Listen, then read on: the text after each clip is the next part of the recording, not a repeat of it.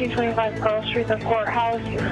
There is a male with a blowtorch setting people on fire. There's multiple mixed reports about if people are on fire now. We're getting lots of 911 calls. When this call came out today, our officers rushed as quickly as they could, and they immediately ran into a chaotic situation. We have multiple injuries. We're sending multiple ambulances. I'm able to confirm there are 6 victims, ages 67 to 88.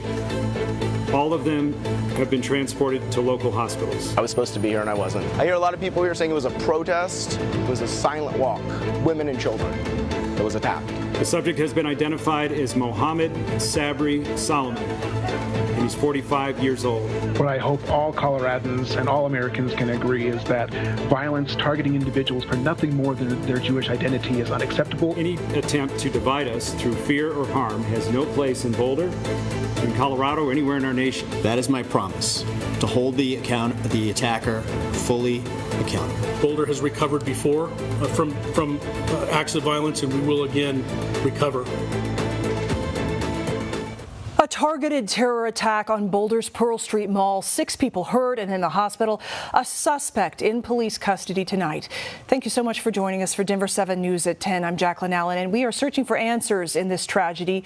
Why now? Why Boulder? And what happens next? This as we get these new images of the aftermath. You can see here, this is the suspect, 45-year-old Mohammed Solomon, shirtless, holding what police call a makeshift flamethrower, and screaming pro-Palestine statements at peaceful pro-Israel demonstrators. Police then tackling him to the ground as bystanders rush to help those who were hurt. Coming up, I'm talking to the man who took this video as he and the Boulder community cope with what happened here. At first, we have team coverage for you tonight, covering this story from multiple angles. Denver7's Adria Irahita in the newsroom, connecting us with the Jewish community, listening to their concerns. And our Maggie Wilansky is in Colorado Springs at the home of the suspect in this attack as the FBI searches for a motive. Let's start with Denver7's Colette Bordelon on Pearl Street. And Colette, you rushed out there as soon as police were called to the scene. And Jacqueline, Pearl Street Mall on a Sunday afternoon, absolutely packed with people, and today was no exception. We watched as so many groups of people, they approached the mall and then were turned away by police. This entire area just roped off with crime scene tape, and at first, those people, they were confused why they were being turned away. Then they learned this is the site of a terror attack.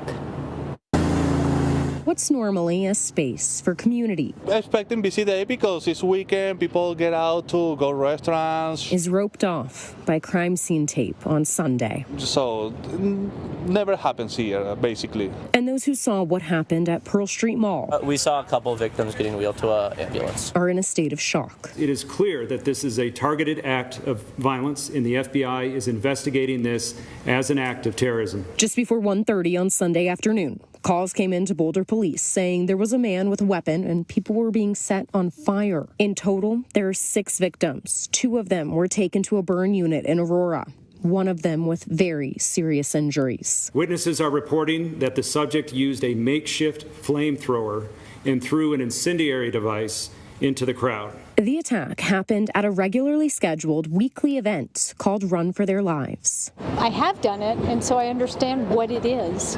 And people have been saying it's a protest or it's this and that, and it's really not. It's a very peaceful walk to bring awareness to the hostages that are still not home. The suspect was heard to yell, "Free Palestine," during the attack. The suspect, who's now in custody, is 45-year-old Mohammed Solomon. People want to know who got hurt, who did this. Is there some other problem? Is there something else that might happen? And so everybody's on edge. While Boulder waits on answers. Any attempt to divide us through fear or harm has no place in Boulder, in Colorado, or anywhere in our nation. There's no denying it's a place that knows how to come together. All I know is Boulder has recovered before from acts of violence, and we will again recover. I've spoken with a woman who participates in these walks with Run for Their Lives, and she has walked alongside one of the 6 people who were hurt in this attack today. She says one of those victims is a Holocaust survivor. We're live in Boulder. Colette Bordelon, Denver 7. Just incredible, and we all know about Boulder Strong. Thank you, Colette. And tonight I spoke to the Denver man who shot this cell phone video showing the victims on the ground. The suspect there is still holding 2 carafes filled with some kind of fluid. Now, Brian H. is worried about his own safety, so he asked us not to use his last name, but he tells me he just happened to be on Pearl Street with his family today and ran to the scene to help as the suspect was yelling. What did you hear him say? Well, in lighter terms, I guess, F you Zionists. You're killing all my people. Being Jewish myself, it has been like an ongoing trend that it's like you're surprised, but you're not surprised. And it's probably it is easily the most horrific thing that I've ever witnessed in my entire life. Just seeing these people's skin falling off their bodies and blood and cuts. Just like, I mean, it was horrific. And Brian says he is one of several people who ran in to help and hold buckets of water from that nearby fountain to help the people who had been burned until first responders did arrive on scene. And Denver 7's Maggie Wilansky spoke with some more witnesses after the attack. Maggie, what did they tell you? Jacqueline, people tell me just how scary this all was. Now, right now, I am in El Paso County. We are on scene to the address that is connected with the suspect, Mohammed Solomon. As FBI Denver confirms, they are on scene again to what is related to the attack on the Pearl Street Mall in Boulder. Now, earlier this evening in this Cimarron Hills neighborhood, we did see the FBI here along with the El Paso County Sheriff's Office. Before coming here, I was up in Boulder watching a very active scene at the Pearl Street Mall with multiple agencies helping to clear the area. Obviously, there was a lot of shock for people here who were stopping to look at the scene and asking what had happened. Now, one person I spoke with, Sam King, goes to synagogue in Boulder and says he has participated in Run for Their Lives, calling it a peaceful movement and saying he was supposed to be there. He shared his frustrations and the need for support. It's a holiday today. It's Shavuot, and we're part of our things we do is to stay up all night. I don't think any of us are going to have any trouble doing that tonight, unfortunately, for a very bad reason. But we're going to spend time together. I'm going to go be with my community, and we really need everybody's help. Now, I first saw Sam. He was placing flags of Israel all across the Pearl Street Mall area, wanting people to know that there was support in Boulder. This was taping it up on the light pole, placing it down on the ground because he wants people to know there is support. We're strong people, but it's getting exhausting, and we need a lot more attention from people. You know, this is a huge problem and it's been going on for a very long time. And it's not that it's the only problem in the world, but this is here. This should be filled with families right now. So, you know, I don't feel safe in America or in Boulder anymore. You heard it from Sam. There's a lot of fear and frustration in Boulder right now. Denver 7 will continue to update you on this story. Live in El Paso County, Maggie Wilansky, Denver 7. Such a powerful interview, and we really appreciate people being vulnerable like that with us. Thank you, Maggie. And we're learning more about the group Maggie was mentioning that was attacked, Run for Their Lives. Denver 7's Adria Irahid is in the newsroom tonight, digging deeper into their presence in the Boulder community and around the world.